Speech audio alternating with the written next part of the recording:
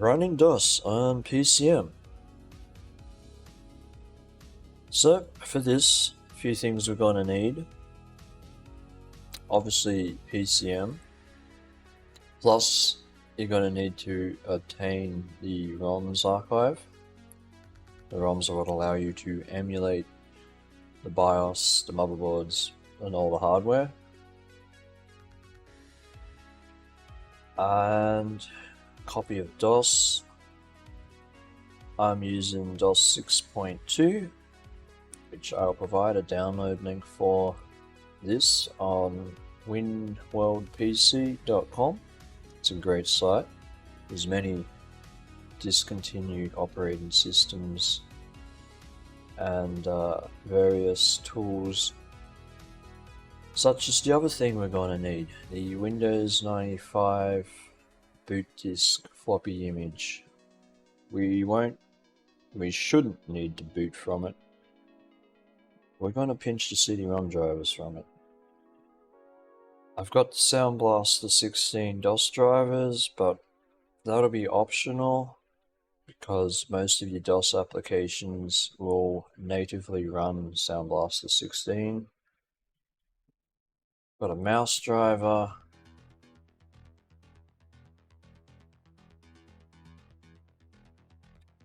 So obviously the first thing we're going to do is extract PCem. I've already got mine. The very next thing we're going to do, and this setup is going to be almost identical to every other guide I have done with PCem. But if this is your first time, we're going to take all the ROMs out of the ROM archive, copy them, go into our PCem working directory, go to the ROMs directory, and paste them straight in here. Out of the gate, PCem only comes with one ROM for, I believe, an 8086. It's not much fun. So replace everything, because by default most of these don't really have an actual working ROM in them. And that is PCem good to go. There's one more tool we're going to need, and this is pretty much mandatory for PCem, is Floder to ISO. And that's the method we're going to use to get a lot of things, such as the mouse drivers or the Sound Blaster drivers, from our host operating system onto our virtual operating system. So we'll fire PCem up.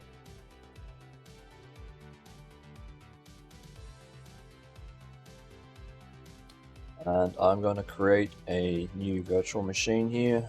I'll just call this DOS. And as I said, most of this will be identical to everything else. The only variant will be the hard drive will be 2 gig. So starting off with the motherboard / machine. Now there's a thing that is an issue with PCem. I don't know if it's the ROMs. I think it's the ROMs, but I don't know. I don't know if it's the emulation software or if you just need a really powerful system, but it's got its limits. So if you push it really hard, like if you go a Pentium 2 400, it becomes unstable and in the end becomes unusable. It just becomes volatile. Won't work out well for you. So, from my experience, the Socket 7 shuttle, Hot 557, is giving me the best results. And even this, if you push it too high, it will still become volatile. Like if you use this mobile MMX 300 or 266, it doesn't work out well. So what works best is the Pentium MMX 200. I'm going to max out the RAM, even though, yes, DOS I think only uses 32 megabyte, but I don't know, maybe you want to upgrade to Windows 98 later. And that's the system set. Next, graphics. We are going to use the S3 Verge every time. It's very compatible, it's stable, it'll handle VGA, which most things in DOS will use just fine. I haven't got the Voodoo DOS drivers, but if you want that, you can do that and put it on Voodoo too. Make sure you open up the configuration tool here, max out the memory. You can run SLI and it'll give you two devices and they'll be linked. I have not noticed any difference in performance on the Windows operating systems I've tried it with. I'm not going to worry about that, but if you want that, then by the end of this, you should have the knowledge to be able to get that going for yourself. Sound, we've already mentioned that. It's going to be the Sound Blaster 16 because most DOS, particularly games anyway, will just natively work with that. Hard drive. So down here, primary master, which is going to be our C drive. I'm going to create one over here. I'm just going to call this DOS. And we can make this an image file or VHD. Some people might want the dynamic VHD, for instance, so it only actually takes up the space that you are using on it, rather than allocating everything ahead of time. But I'm going to make it an image because if you watch the video I've done with setting up DOSBox X, you can just load this image in DOSBox X and work with it. So if your game ain't working right with PCem, you've got it all set up, you can switch over to DOSBox X, load it up and give that a go. Hard drive size, I'm going to set it to 2 GB.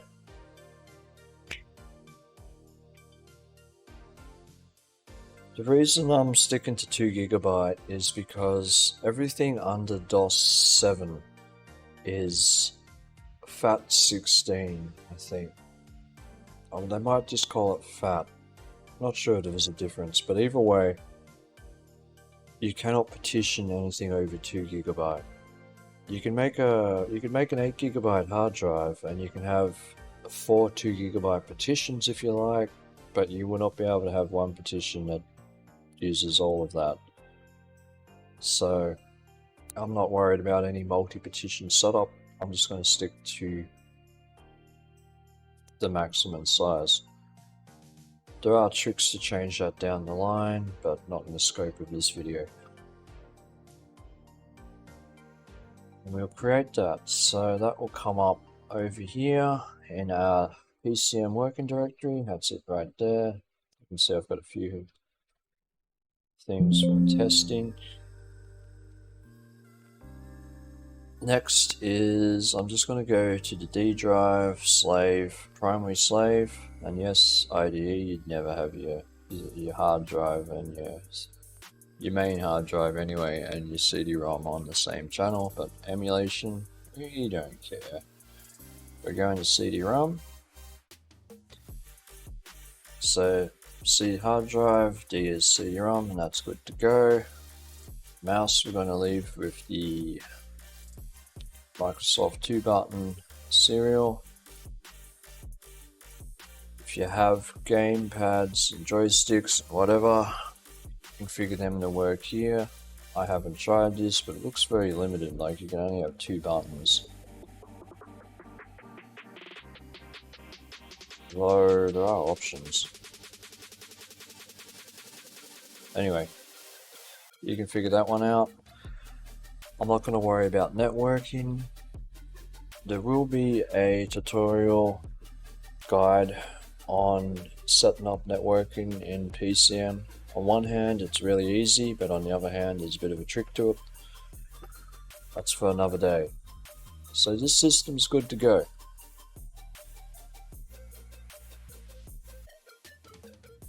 So, just quickly before we fire that up, I'm going to take our DOS disks here.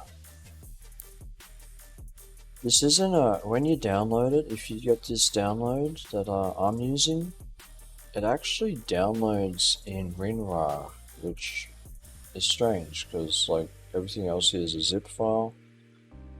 This one comes up in WinRAR, downloads as WinRAR, so just something to keep in mind. If you use this one, you'll need WinRAR. I don't think 7-zip does WinRAR, but I could be wrong. I haven't used that in a while. And that's our DOS disks good to go. So, fire this puppy up.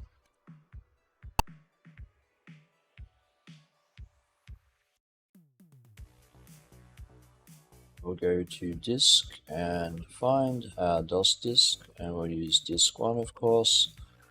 Now this version of DOS 6.2 makes things pretty easy on the setup side. So we can just hit enter.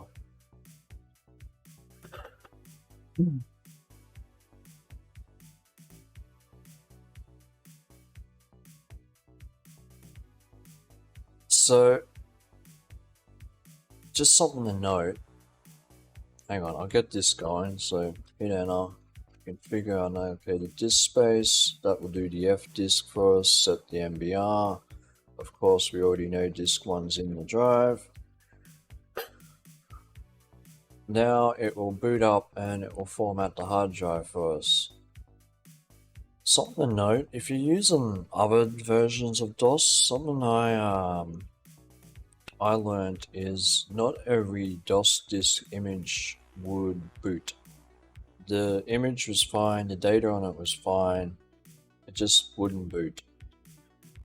A trick you can do is boot off the Windows 95 boot floppy disk and then swap over to your DOS disk and carry on from there.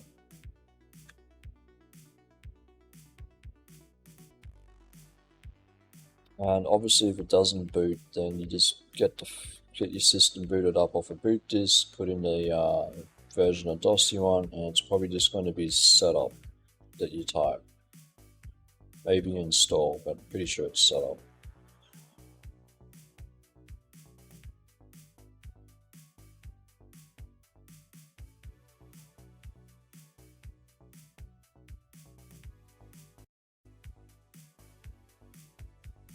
Okay, these settings work for me, so they are correct.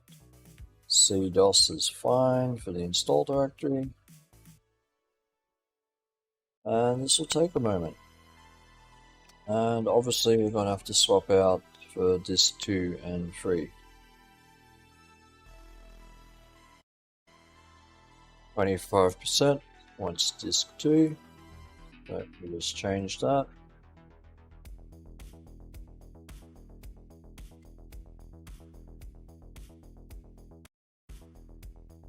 58% is where it wants disk 3.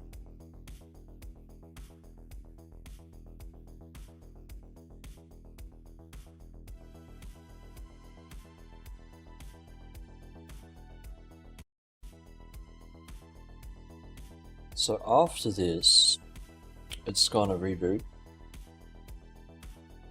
I'm going to load in the sub disk here, because something I didn't like about DOS 6 and above is it doesn't come with a lot of the tools that DOS 5 came with. But this disk will fix that for me, but it is optional. So we remove the disk, eject, enter, and that's going to reboot.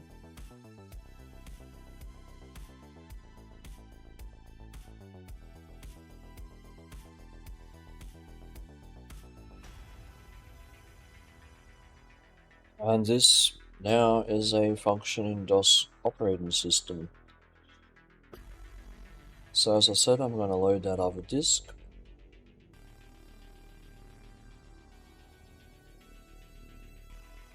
Go over to A drive.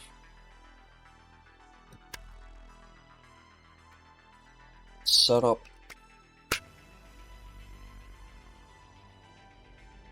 But it wants to know where the DOS install directory is, so it's setup /DOS. Just runs a simple script, gives us 6, I don't know, let's say options. I don't need half of this. There's probably only 2 items here I personally want, but your mileage may vary. So I'm going to press S for select components only. I do not need access DOS. I do not need additional keyboard stuff. This looks like fun, and I'd probably mess around with it one day, but I don't need it right now for creating compressed bootable floppies. This is what I want. Additional DOS tools. So this is where we get some of our DOS 5 things back. I do not want networking. Don't hold me to it, but I do believe if you do enable the networking hardware, the Novell NE2000 is supported, maybe. Don't know, haven't tried it in DOS. Got it working in Windows, but not DOS. I don't need it. And yes, I want DOS shell. Okay, our display is VGA, so we're going to press F5. That's correct. I'll now execute the batch script. And this is the easy part over. It's downhill, no, uphill from here. But we need to give this a reboot. I'm going to eject this disk first. Reboot. So I imagine one thing that nearly everyone's going to want is CD-ROM support, so you can load in your game ISOs. To do this, I'm going to load up that Windows 95.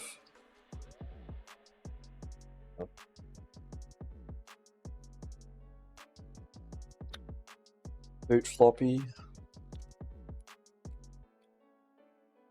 And this is where it starts to get a bit tricky. So I'm going to make a dir here, and I'm going to call it CD-ROM.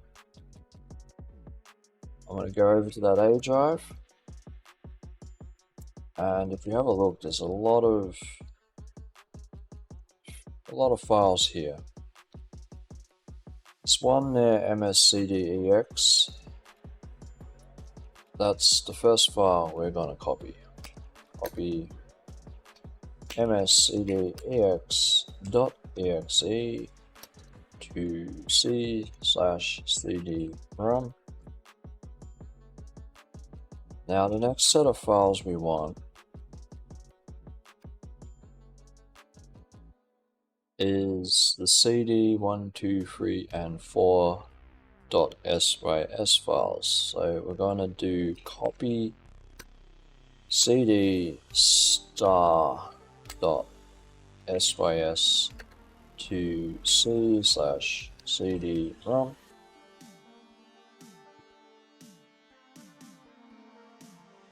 Now that's the easy part. This is the fun part because we are far from done. So if we have a quick look on our C drive and go CD-ROM, we have everything we want here. But for this next bit, we want to be on the A drive, and we're going to go edit. And I'll start with the auto xec.bat. So remember, we're on the A drive, we're in the Windows 95 boot floppy at this point.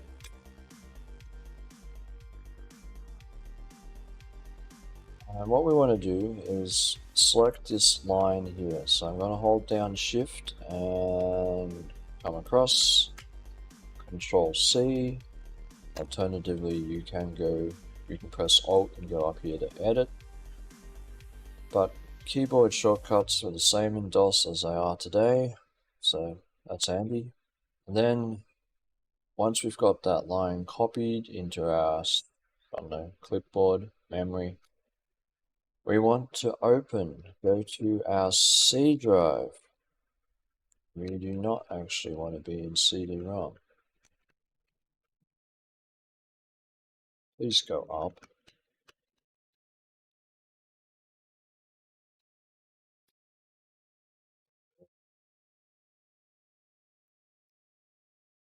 Auto execute. And then right at the bottom, Control V to paste that in, but there's a difference here because on the Windows 95 boot floppy, as you saw, all the files are straight there on the root of the floppy drive, so straight under A. Whereas on our DOS system, they are elsewhere. They're in that CD-ROM directory. So here we are going to go C/CD-ROM/ so that our copy of DOS, our operating system, knows where to find this file. Save that. Okay. Now I'm just going to quickly fix this because it's going to annoy the crap out of me. No, it's good. Alright. Next thing is the config.sys. So remember, we're in the Windows 95 boot floppy on the A drive. Edit config.sys. And what we want is this chunk here from device equals cdrom.sys down to last drive equals Z. Control C to copy that. Go back to file, gonna go to open. Going to switch over to C. Gonna open our configuration file on our DOS system. I'm going to insert this between DOS equal high and files. Control V. Now we have to do the same thing as we did with the auto execute.bat. So that's going to be, we just insert it here straight after equals C/CD-ROM/. I'm going to copy that. Now this should not matter because these things are RAM, which means it tells the batch to skip over these, doesn't read them, doesn't execute them. But just in case, I'm going to go here, Control V, down, Control V, Control V, Control V, Control V, down, Control V. So if for whatever reason one of these lines gets activated, it knows where to find that file, the cd1.sys. Now that should be good to go. Save that. We'll exit this, and the moment of truth, I will eject the Windows 95 boot floppy because we don't actually need to boot from it. We should be done with that. Reboot the system. And if I got something wrong, I'm sure the viewer has already spotted it.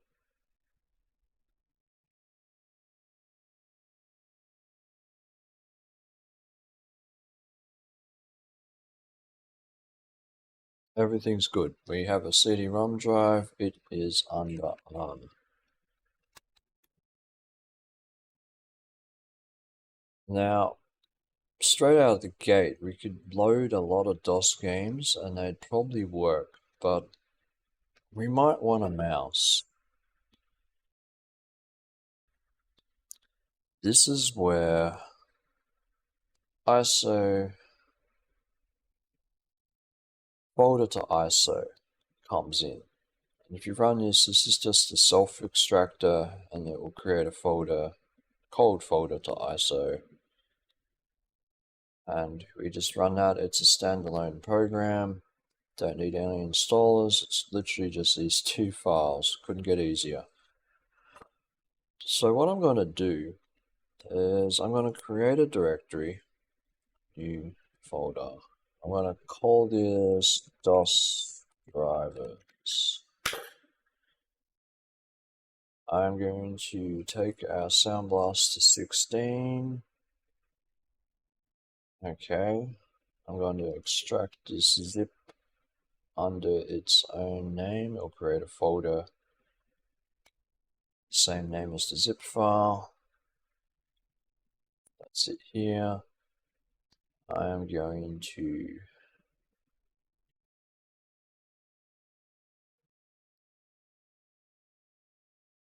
cut this and paste it into our DOS drivers.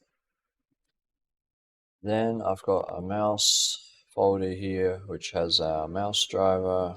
I'm going to do the same with that. I'm just going to cut. This was just a basic, I think it's a Microsoft mouse driver I found online. If I can find it again, I got this a while ago, but if I can find it again, I'll provide a download link. But if not, you can just find a generic Microsoft mouse driver. It should work for DOS. DOS driver, paste, and that is everything good to go there. So we've got our two drivers, and if you do go down the Voodoo route, then obviously you could put that in there as well if you find the DOS Voodoo drivers. So back to folder to ISO, select the folder, which is DOS drivers here.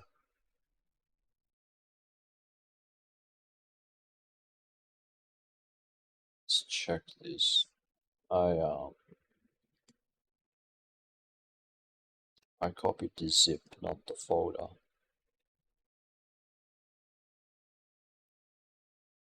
It's this one.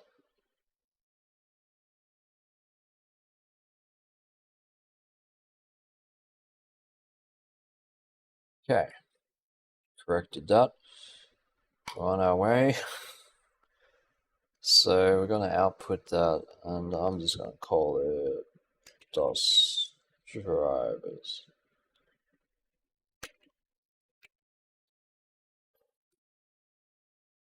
Click generate, and that is done. So you should be done with this. Back to our virtual machine. I'm going to go CD-ROM this time, load image, find that ISO we just made, which is right here, DOS drivers.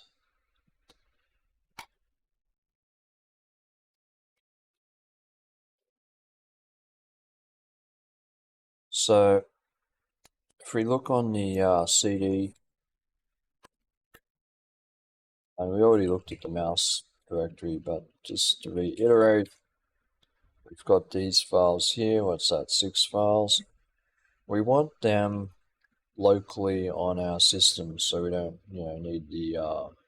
need this CD loaded every time we want a mouse, right? I'm going to go mkdir c /mouse. Then I'm going to go copy star to c/mouse that we just created. Beautiful. Now that will just work. It's a COM file. We just type in mouse. Whoops, CD mouse. Type in mouse. I knew that. And now we have a mouse. But we can go a step further, because maybe you don't want to have to CD mouse and then type in mouse again every time you boot up your system. So we can go edit auto exe.bat.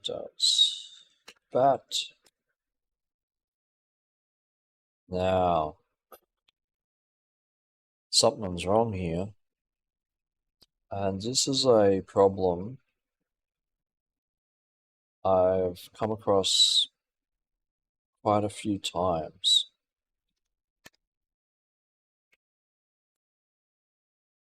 PCem's not quite perfect. It's pretty good, and I'm very impressed, but it's not perfect. So our edit file, which is an edit.com file, is already corrupted. It's not good. We're going to control delete that.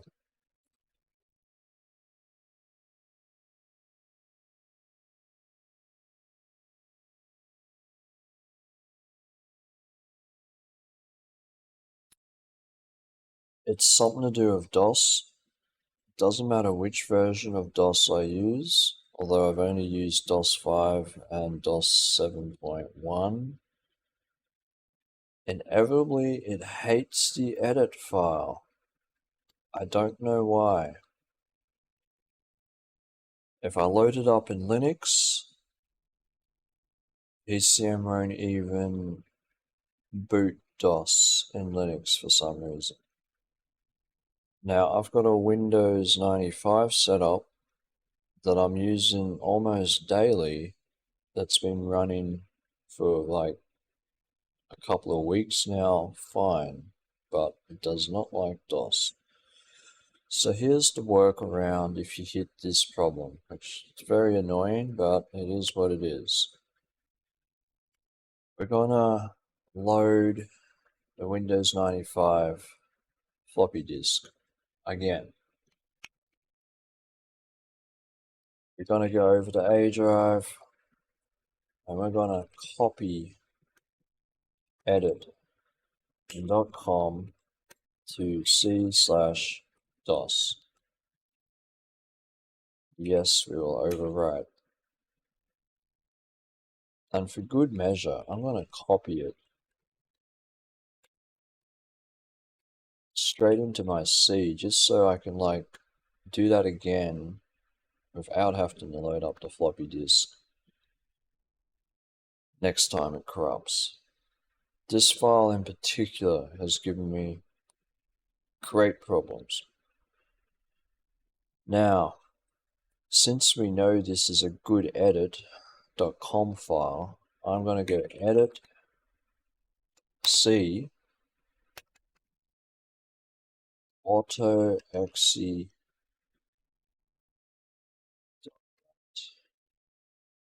So it doesn't even matter if you're on the C drive or the A drive, wherever your edit is, and you type this exact command in, it'll work because you've given it the absolute location.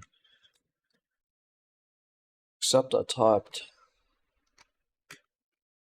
auto.exe dot.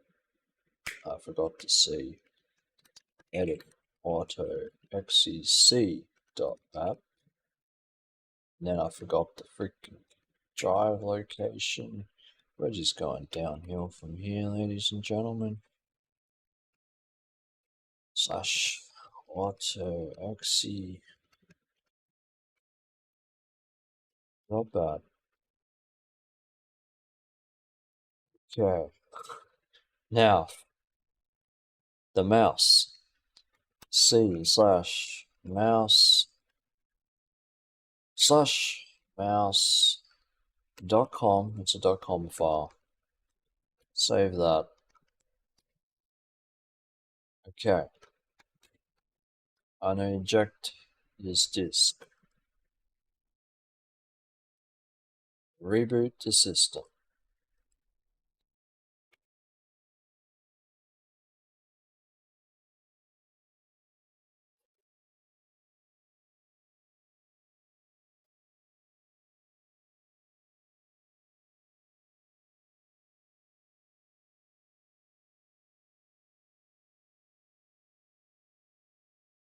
Good.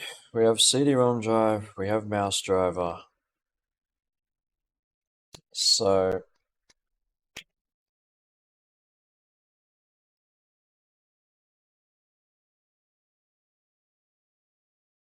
let's load a basic game and see how our system goes.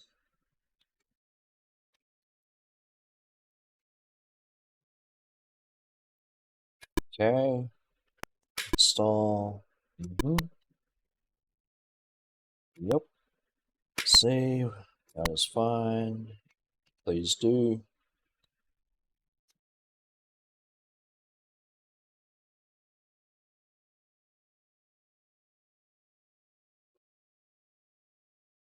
No, we do not want to read the instructions. Yes, we'd like to exit now. Over to C. Ah, we're even in the right directory. Set up Sound Blaster 16. Ah, now this is motivation for installing the driver. It's 5, 1, and the third one should be 5. I don't know why it didn't ask me, but alright.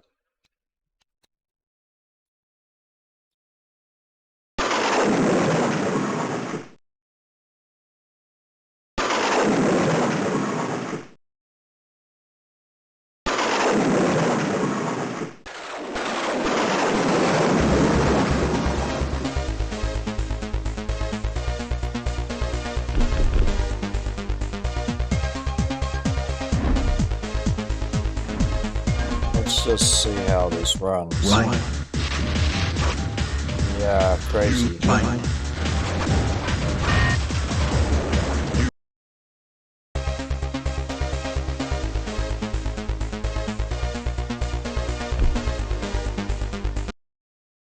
So that's a reason why you might want to reload this in DOSBox.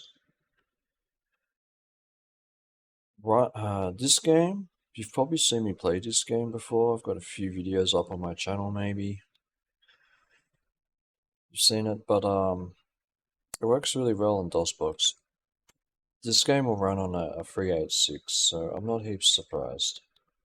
Yeah, this is why your 486s and a few systems just above that had a turbo button on them. The turbo button didn't speed them up, it slowed them down so you could play your older games at a, slower clock speed. But the point is, it's working. And just to check, we have a mouse. I'm not worried about compatibility, use the mouse anyway. Yep, there we go, we have a mouse. And it's corrupted DOS shell, which really sucks because I wanted to use this later.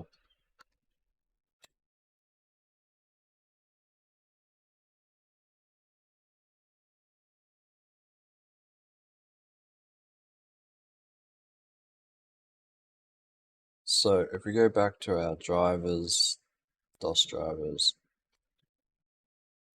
as I said, this is optional, that's why I'm doing it last.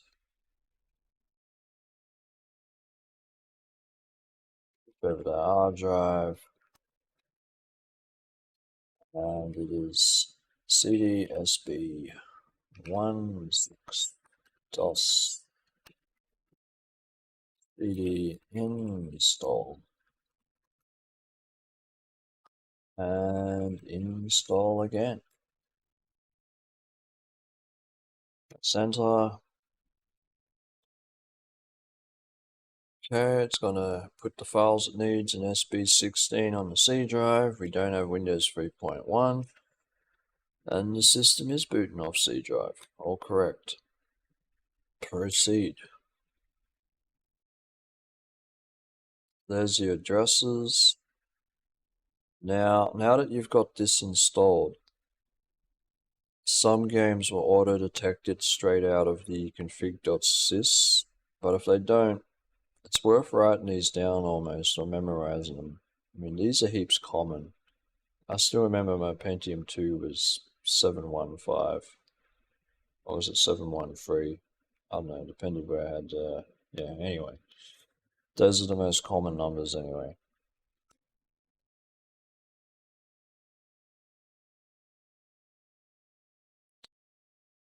So there you go, you got your set blaster.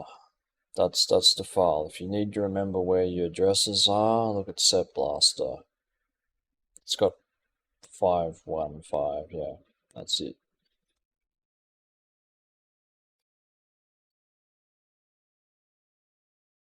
So it amends them to your auto-execute.bat, and you can fix this, and we are off the go. What is it? F10 to reboot.